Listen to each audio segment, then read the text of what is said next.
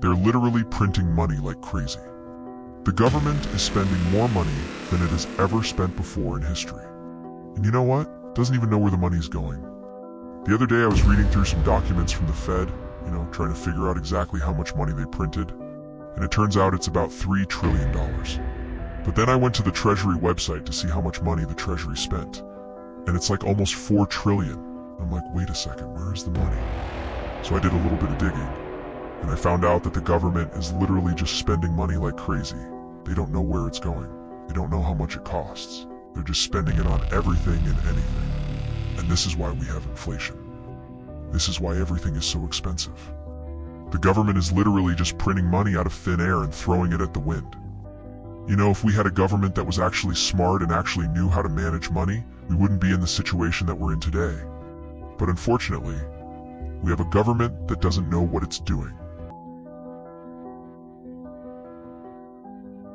News. The United States has definitely entered an economic doom loop, and if you have been investing using traditional methods like buy and hold, buy the dip, you're likely going to get crushed.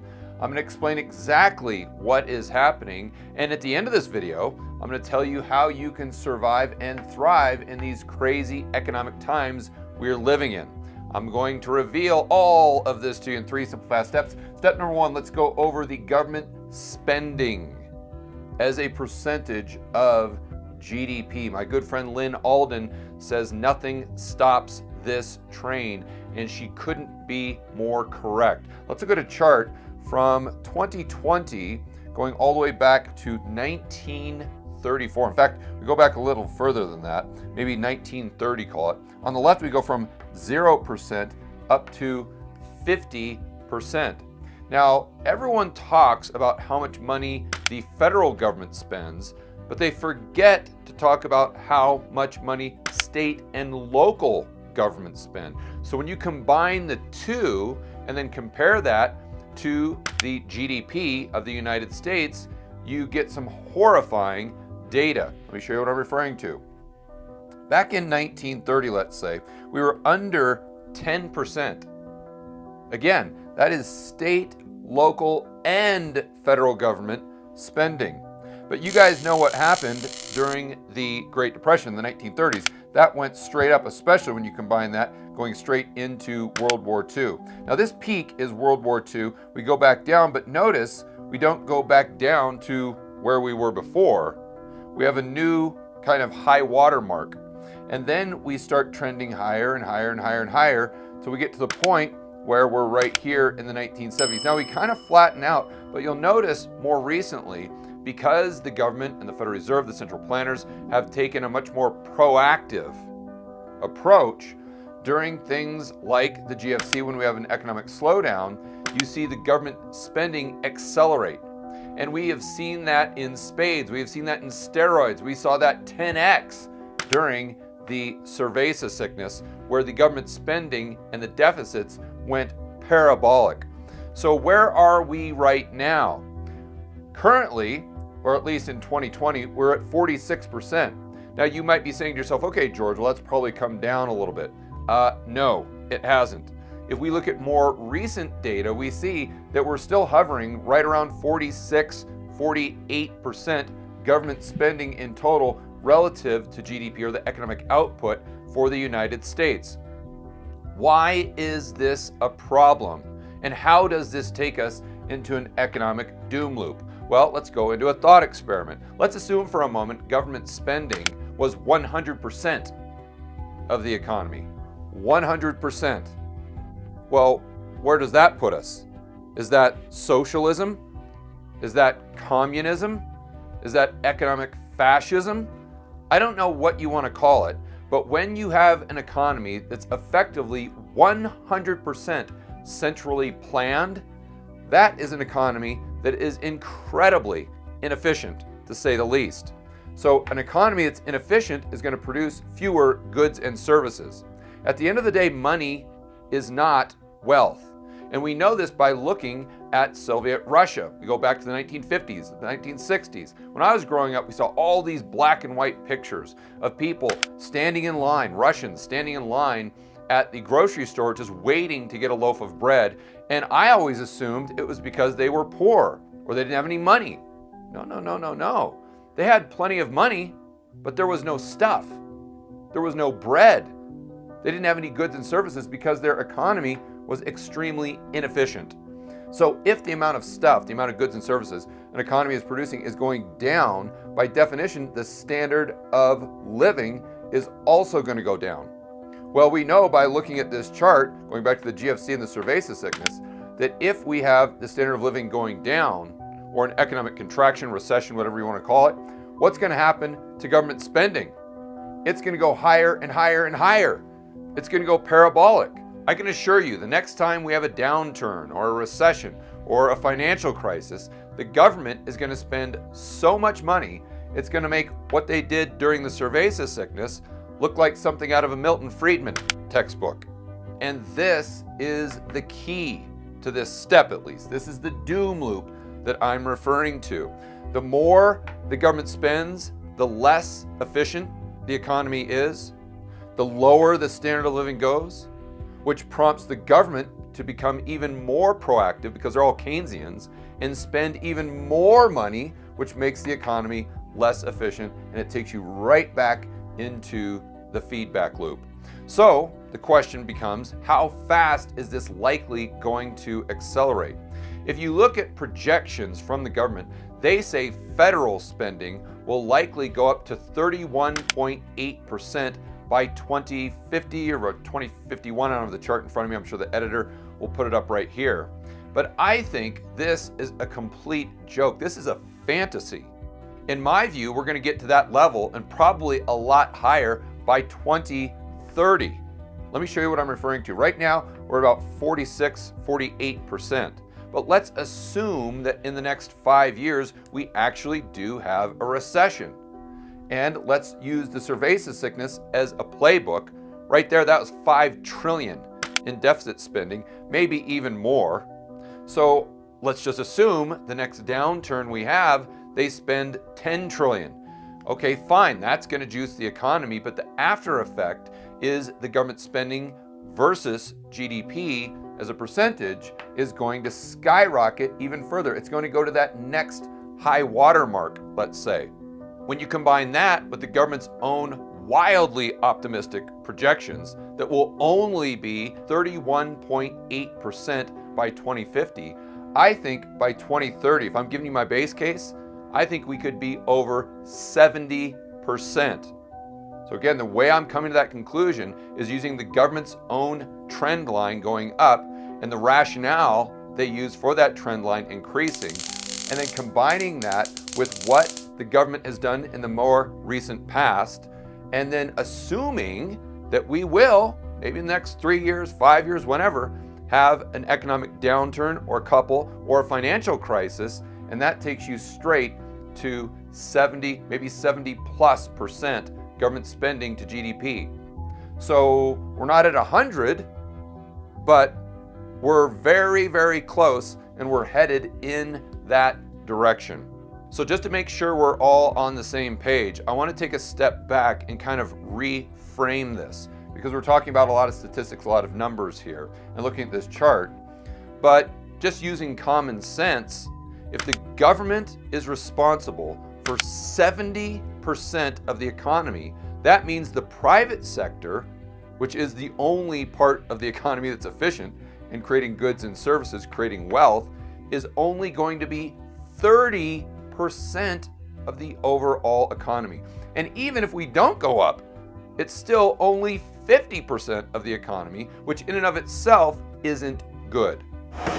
Step number 2. Now let's go over this, looking at it through a financial lens. And I'm going to show you why it's so difficult to invest as government spending is going higher and higher and higher, and why in this type of environment, most retail investors will likely get crushed. For the Reader's Digest version, let's go right back to my blonde friend.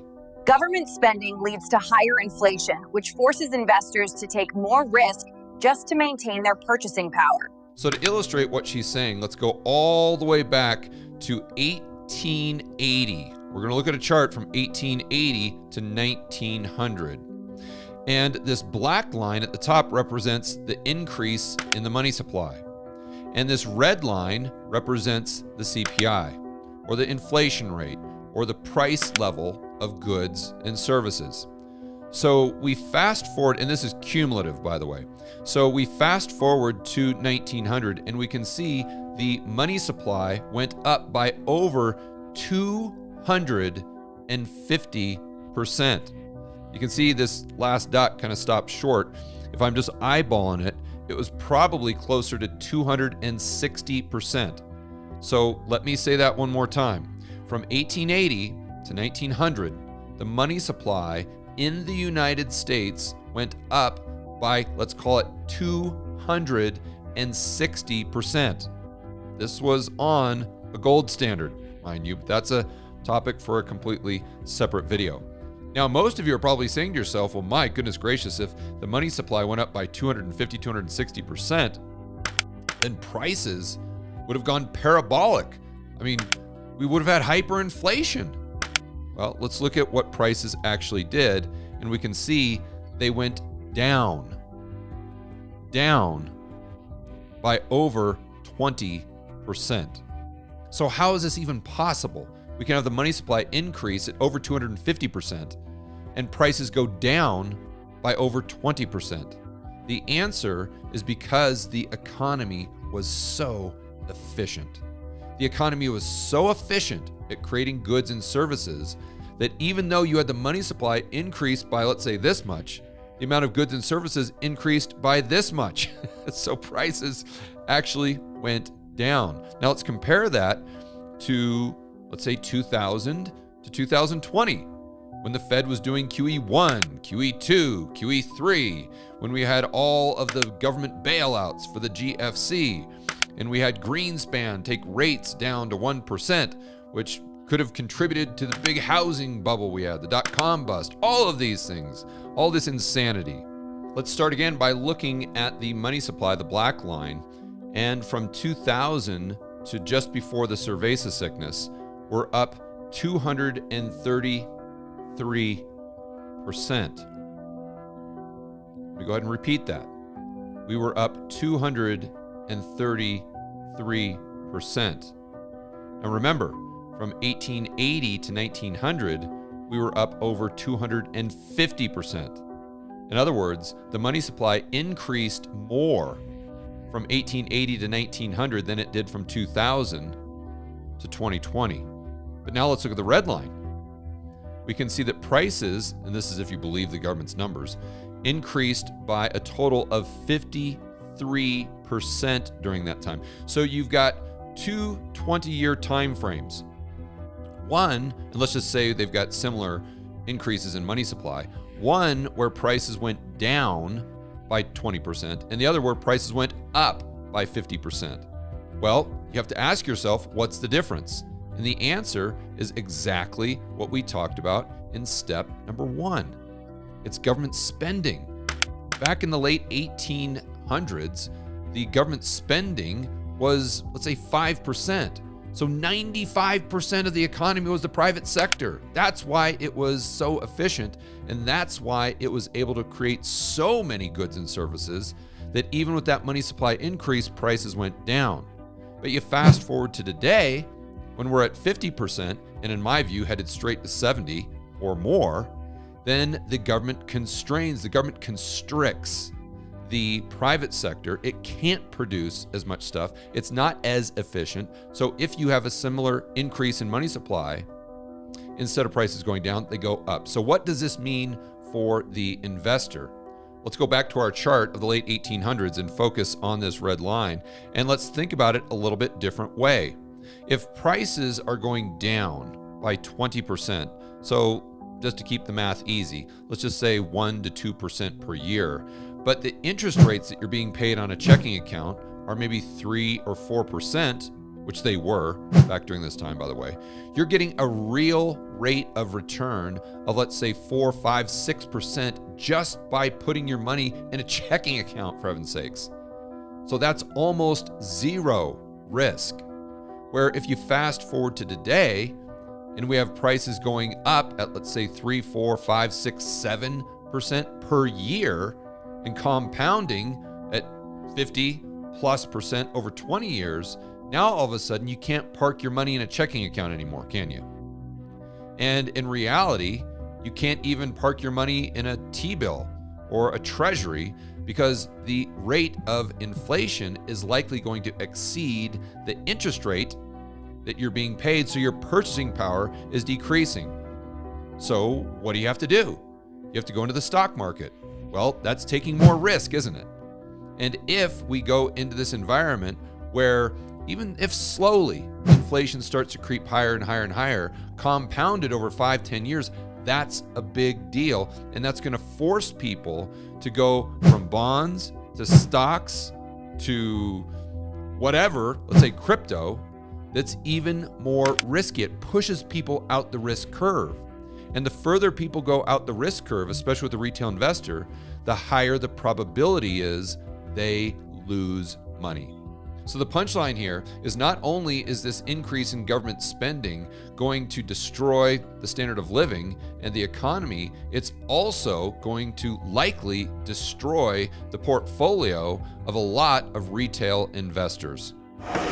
Step number 3, based on everything we've discussed in this video, what is the best strategy to protect yourself, to build wealth, and hopefully to thrive, considering the government and its spending is going to make you take more and more risk just to maintain your purchasing power?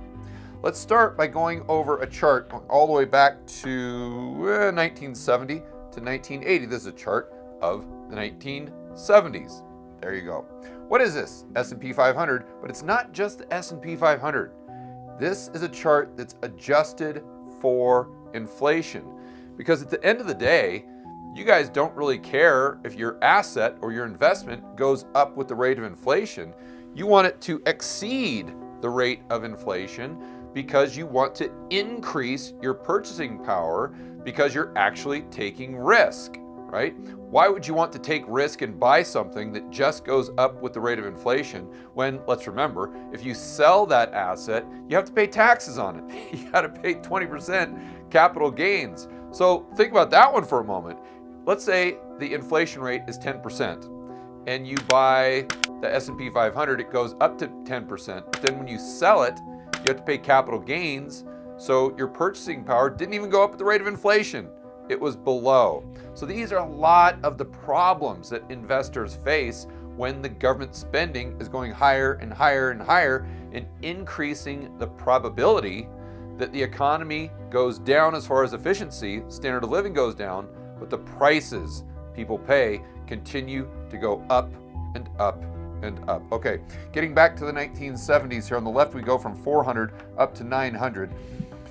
Right around 1970, we're hovering around 800, goes down, but then if you would have bought the dip, you would have done pretty well, assuming you would have known when to sell. Because if you bought the dip and held it, like most people tell you to do, buy and hold, right? You listen to Dave Ramsey, or you listen to the mainstream media, you listen to influencers on social media, and they're all about just buy and hold, buy the dip. It's not about timing the market, it's about time in the market. Really? Tell that to the 1970s. Because if you would have bought the dip here and held, look where we're going. Straight down. And then, sure, you recover a little bit, but you're still barely up to the level where you bought. And then that doesn't take into consideration the rest of the 1970s, where it goes down, down, down, down. Now, I know a lot of you right about now are saying to yourself, okay, George, well, you're just cherry picking data. That was the 1970s. Not really. I started with the 1970s because that's the inflationary decade most people think about. But this isn't the only inflationary decade we have had in the United States. Editor, let's go back to the 1940s. And we see that when you adjust for inflation, the S&P 500 went down there as well. Now, there could be some people that say, all right, George, well, you're going way back, and now the Fed is more involved in markets and they're lowering interest rates and doing all these things. So you really are comparing apples to oranges. Okay, let's look at the 2000s. Editor, throw up the chart. If we look at 2000 to 2010, what do you see for the S&P 500 adjusted for inflation? It went down. In fact, if you go all the way back to the 1930s to 2020, you'll see that there were 4 decades where the S&P 500 went down, again in real terms. There were 4 decades where the S&P 500 went up, and 1 decade where it was pretty much flat. In other words, what you're doing, if you have this buy and hold mentality, you're buying the dip, is you're basically just flipping a coin. It's a 50-50 chance that you make money or you lose money. And if I'm an investor, I don't want to base my financial future on a coin toss. The next rebuttal I'm sure I'm going to get is people are saying you can't compare today to what happened back in the 1970s because today they're printing so much money. And the fact they're printing all of this money and the Fed is doing quantitative easing, the government is spending like the drunken sailor, George. You even said it in step number 1 and step number 2. So therefore, because of all this money printing, it's going to make the stock market continue to just go higher and higher and higher and higher. And therefore, you got to buy the dip and you got to buy and hold. Okay, well, let's just look at the facts. Editor, go ahead and throw up a chart of the increase in money supply from, I don't know, let's say 1970 to 1974, when the stock market absolutely plummeted. And then we'll compare that to the money supply growth from 2020 to 2024. When let's remember, between 2020 and 2021, the M2 money supply went up by 25%. So my goodness gracious, that type of money printing would surely prevent the S&P 500 from going down, right? Wrong. When we look at the facts, we see that the money supply growth in the early 1970s, say from 70 to 74, was even higher than it was from 2020 to 2024. So what that means is if we can see the stock market absolutely plummet, and by the way, it went down in nominal terms as well, when we had money supply growth that was higher than what we've seen, then that doesn't mean that moving forward, it's impossible to have the stock market go down. Because even if M2 is going up, like we saw here, the S&P 500 can still go straight down. And that takes us to the next strategy that you always hear in the mainstream media, or people like Dalio, something like that, the all-weather portfolio. Well, I'm good to go, George. I'm hedged because I have a 60-40 portfolio. So I've got 60% stocks and 40% bonds. Fantastic. How did that treat you in the 1970s? Editor, go ahead and throw up a chart of the interest rate on the 10-year Treasury yield. We'll use that as a proxy, and we can see that went straight up. So if interest rates are going up, what does that do to the price of the actual bond? Well, that means it goes straight down. So in the 1970s, yes, you would have this nicely hedged portfolio that would have lost money with stocks, and it also would have lost money on bonds. So I don't know if you can call that quote unquote hedged. And I'm sure there is another portion of viewers that are watching this video right now and saying to themselves, ha, George, I've got you. You can sit here and talk about the S&P 500 and stocks and bonds, but what I am doing is I am taking 100% of my net worth and putting it into gold or Bitcoin. And although this may work sometimes, there's other times when it likely will not work. And most people, quite frankly, can't stomach that type of volatility. So the smartest people in the space, people like my good friend Lynn Alden, who is one of the top and definitely one of the smartest people in the Bitcoin space, she would never, ever, ever advise someone putting 100% of their portfolio in Bitcoin. That's definitely not what she does, I can assure you. And even the smart guys and gals in the gold space, I have never heard one person ever say put 100% of your net worth in gold or silver. So we know what not to do is buy and hold 60-40 portfolio or go all in on one asset. So what do you do? This takes us to the key of this entire video. So instead of time in the market, which is what you hear from everybody, it's actually timing the market. And it's actually timing the asset you own. When I say the market, most people think of the S&P 500, but this applies to each individual stock. This also can apply to real estate, pretty much any asset that you're putting in your portfolio. And you've got to do the opposite of this. You have to diversify. And what I mean by this is you have to be asset agnostic. So sometimes it might be wise to buy stocks. Sometimes it might be wise to buy bonds. Sometimes it might be wise to buy crypto or Bitcoin or gold. And other times it might be wise to buy commodities or real estate. The next thing you have to have in your portfolio is asymmetry. And hopefully with each trade or each investment you're making. This means you've got way more upside than downside. But unfortunately, this requires a lot of management. It requires hard work. But I can tell you right now that if you want the odds on your side, if you want to protect yourself, if you want to build wealth and thrive, it's going to take some work. The days of you just putting money into a checking account and making a 4% real return are over. In fact, those days ended in the 1800s. You also have to know what to buy. On this channel, we always talk about buying things when they're cheap and selling them when they're expensive. Most people do the opposite. Instead of buying $1 for 50 cents, they try to buy $1 for $3, hoping it goes to $5. And that, as my good friend and mentor Jim Rogers says, is a quick path to the poorhouse. But even more important than knowing what to buy is knowing when to buy and when to sell. This is the real challenge.